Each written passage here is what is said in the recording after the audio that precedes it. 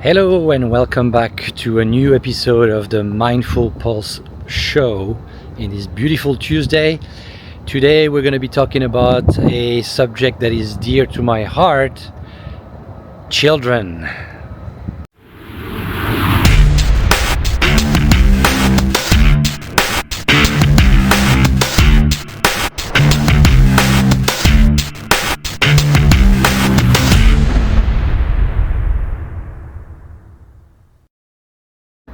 So one of the things that a lot of younger adults don't necessarily realize or reflect on is a decision that they probably should be thinking about making or not early on in their life, which is, of course, a decision to have children, to have kids.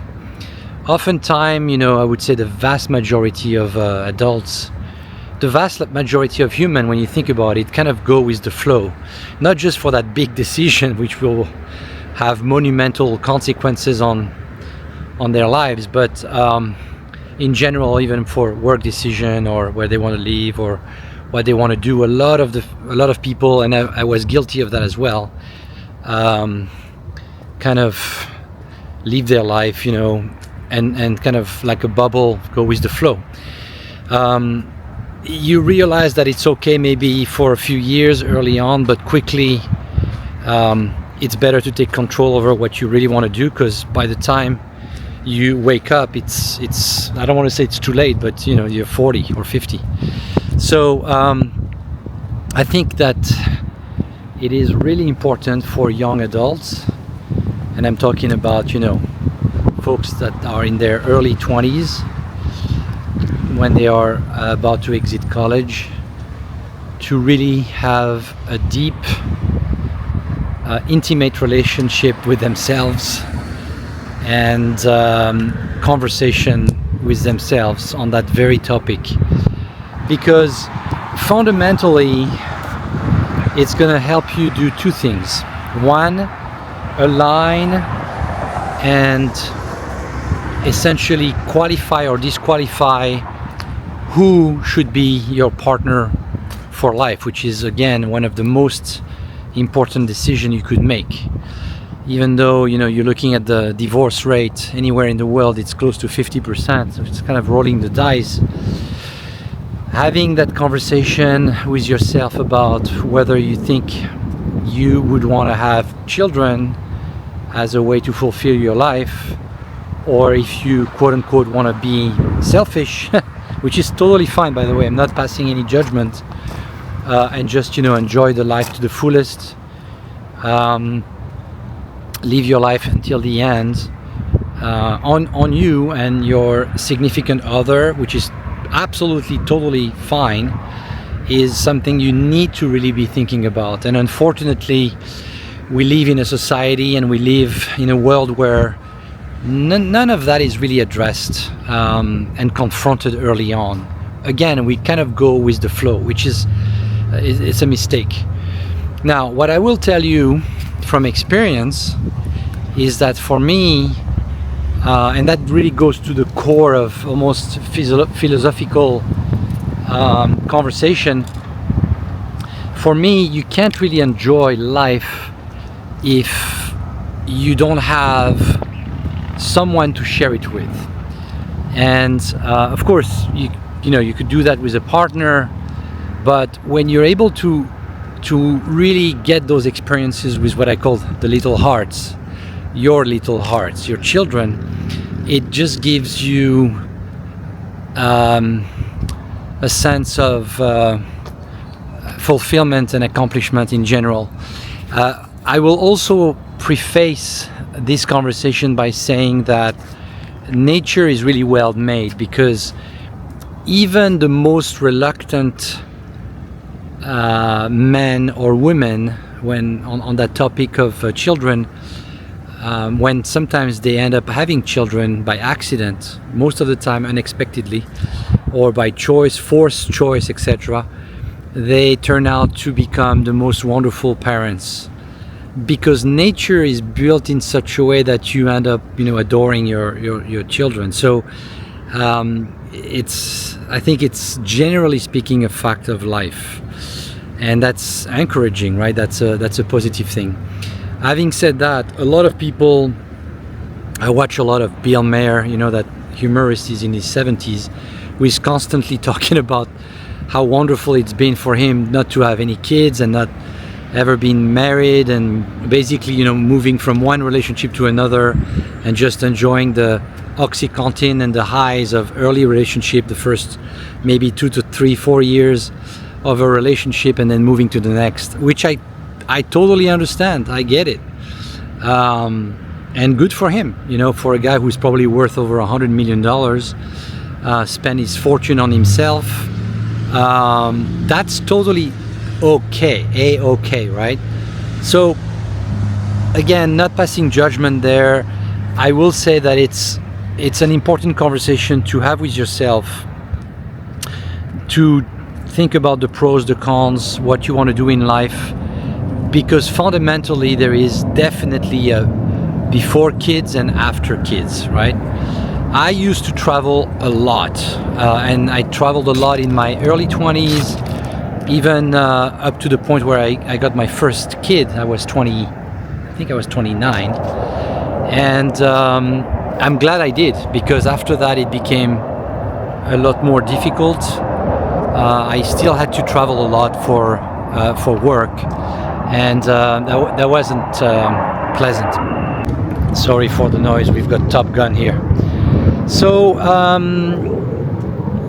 some of the regrets that I have are definitely attached to some of those years where I was spending a lot more time overseas, and it was literally breaking my heart, because I felt that I wasn't spending enough time with my wife and my at the time my young son Alex, and I have regrets about that. But at the same time, you've got to do what you've got to do, right, when you are trying to make a living. And so there are a lot of things to be said about this, and ultimately, I wish I had maybe done things a bit differently.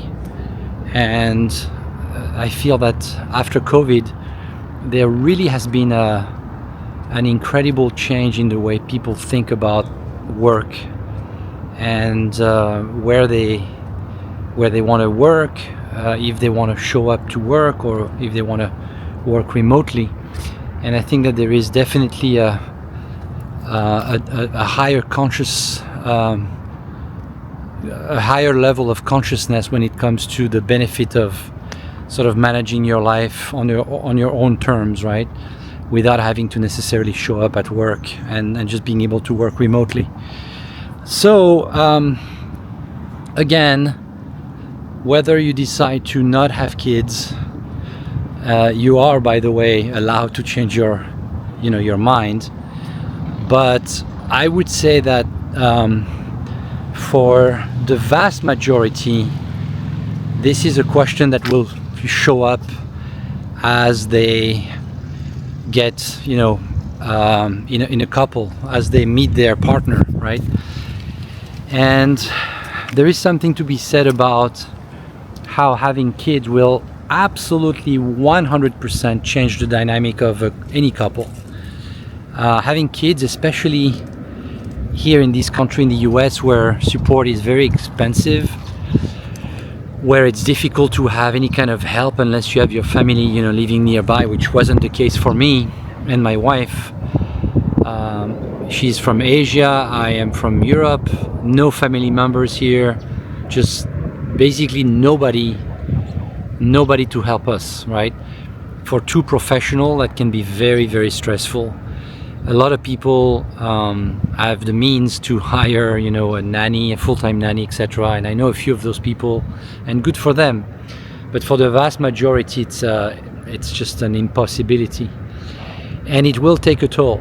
It will take a toll in a very, very real way, starting from the first night, or so-called night, when you come from the hospital after two nights or 3 nights or 1 night, and now you're faced with a little baby crying, every 2 or 3 hours, including 2 in the morning, 4 in the morning, and Sleep deprivation is a real thing, and those are topics that needs to be discussed beforehand. Again, you can't really go with the flow with the arrival of a child. You need to establish rules and have an understanding of who's going to do what, including pumping, not pumping for milk, etc. Those are real things that will immediately put to a test your relationship.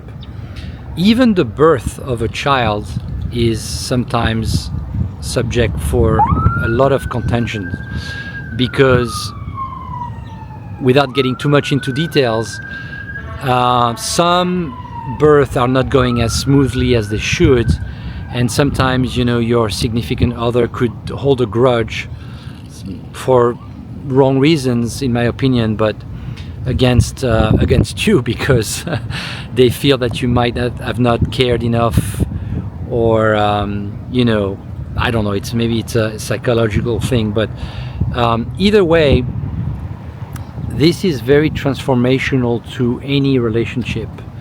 On top of that, depending on the culture of who you are with, oftentimes the child becomes at the forefront of the relationship, becomes the priority, and you become less important in a way, right? I'm talking about us, the husbands. And it's not always easy to digest. It's not always easy to understand that, especially when you are coming fresh from a steamy early romance, right? And now you are in the day-to-day. And don't get me wrong, you realize later on in life that happiness is very much that neutral point with its routine, if you will. You have to understand that routine is actually a good thing. And it is incredibly important for children to have a steady routine.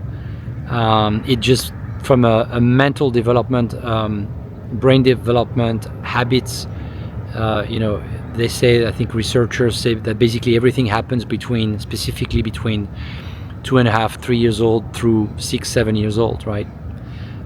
So those are considerations that you really should be thinking about. Ultimately, the payoff is incredible, in my opinion, because even if the first year is brutal, especially because of sleep deprivation, you're getting then to I don't know why they called that the terrible twos, because I thought that around 2 or 3 years old it was fantastic, and then the tender age of 4 through 7, 8 is wonderful, and then you're getting to a point where 12, 13, where you can realize that they are still your little babies and they're not quite there in terms of puberty, and then off they go pretty much at 13, right? And again, nature is built, is made in such a way that it's all hormonal. Women or men, there is sort of a detachment that happens at that time where your kids don't want to be with you anymore, don't want to talk to you, don't want to engage with you, and so all of that are different chapters, and it's just fascinating. I happen to have two sons, one who is 21 almost, and the other one who is 12, and so I'm able to see and engage as much as I can to enjoy the very last month that I have with my 12-year-old boy, because I know it's going to become more challenging for me to give him lots of hugs. It's just the way it is, unfortunately. And I will say, for me, that for any parents out there, that the most rewarding thing that could happen to you in your life, the most absolutely rewarding, the most fulfilling sentiment that could happen to you is if you have teenage children out of college that still want to hang out with you. That is, to me, the testimonial of a job well done, if you will. And fortunately for me, that is the case, without trying too hard, So to me, that's a good gauge of your success as a parent. I will take a little segue here to talk about the situation in general in the US, where the price of houses has become extremely unattainable for the younger generation. Everything is so expensive, especially here in Southern California. I mean, where we live, you can find a house for a decent, 3-bedroom, 2-bath house for less than $1.3 million, $1.4 million, which is ridiculous. It is gorgeous. It's right now it's what, 72 degrees. It's just perfect weather, but still very expensive. Anyway, my point being, I don't understand that rational, that's very American that way, that consists of saying that when your kids are 18 or when they're out of college, you should choose let them go, or kick them out. I really don't embrace that idea at all. I think it's a wonderful thing if you can keep your kids as long as you can. And I would even go to the extreme, given what's happening in the world and the fact that it's going to become very challenging for those kids to buy their homes, given what's been happening with the middle class and all the changes in the world, including huge disruptions from the job market standpoint with AI, and the fact that a lot of those kids are not going to be able to just afford even an apartment. My point being, I would go to the extreme of saying that it's a really great idea to think about having like a little compound, or one house, or maybe one house and an ADU to live with your family. A lot of other culture embrace that. I'm thinking, of course, of Mexico, where everybody's living together, including the grandmother, the great grandmother if she's there, their parents, and then the children and their families. And I really, really think that they've got it right. I love that idea. I think it's a wonderful thing to be able to live with your family, to have that sense of community, because at the end of the day, there is nothing more important, right? So maybe some food for thought. And I have a feeling that, this is going to become a forced choice for a lot of families because of what's happening. I remember back in the 1980s and 90s, a lot of Italian were complaining about the fact that their children were still living with their parents in their 40s. I think we're going to get to the same scenario here in America. Let me know what you think.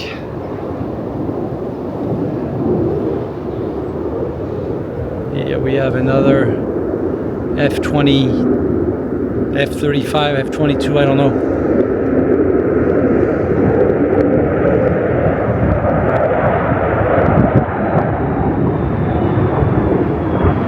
Bye-bye, goose!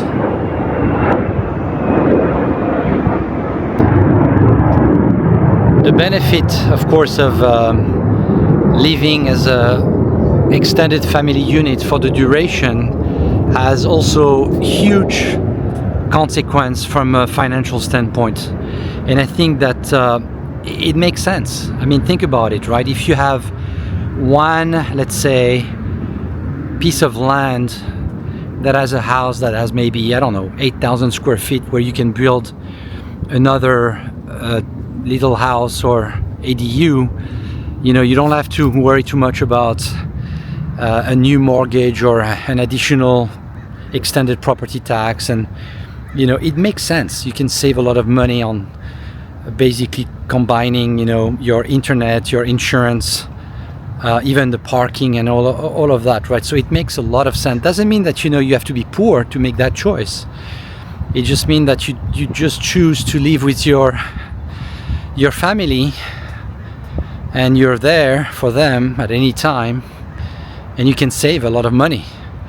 And I think that model is a great model, and it's been embraced, especially in Latin America, as almost something that is completely natural. Nobody's thinking about moving from California, for example, to Virginia or on the East Coast. Used to be true because in the US, because of, again, work requirements, but now with what's been going on for the last 3-4 years, you really could argue that this argument doesn't have any validity anymore. If you care about being with your family, still have your own life. Doesn't mean that you have to have dinner, lunch or breakfast with them every day. You can live in your own house with your own kitchen, but you know, across not even the street, but across the few, maybe 20 feet or 40 feet, you know, you can just walk to your parents' home or apartment or ADU. Anyway, I like this idea. I don't know what do you guys think. I would be very interested to hear your thoughts on that. I know that individualism in America is somewhat of almost like a religion, and I get it, but I think that you know, there is tremendous strength and power in numbers, right? And even more so when you are part of a family nucleus. Anyway, I hope you enjoyed that video and some of those thoughts. Maybe one last thought is about, you know, what do you leave your children? And the best thing that you can give them is a sense of resilience, a sense of focus, a sense of not just, you know, a lot of people say hard work. Doesn't really mean anything, especially with AI coming up. I would say more a sense of commitment and discipline is probably the most important things you could do for your kids. Give them a sense that fulfillment comes from effort, steady effort, not just one-time show, you know, and that great things are not built overnight. They take time.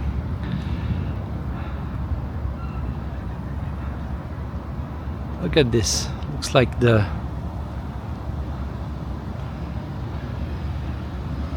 beautiful building.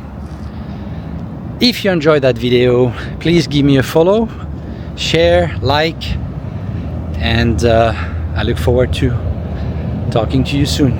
Thank you.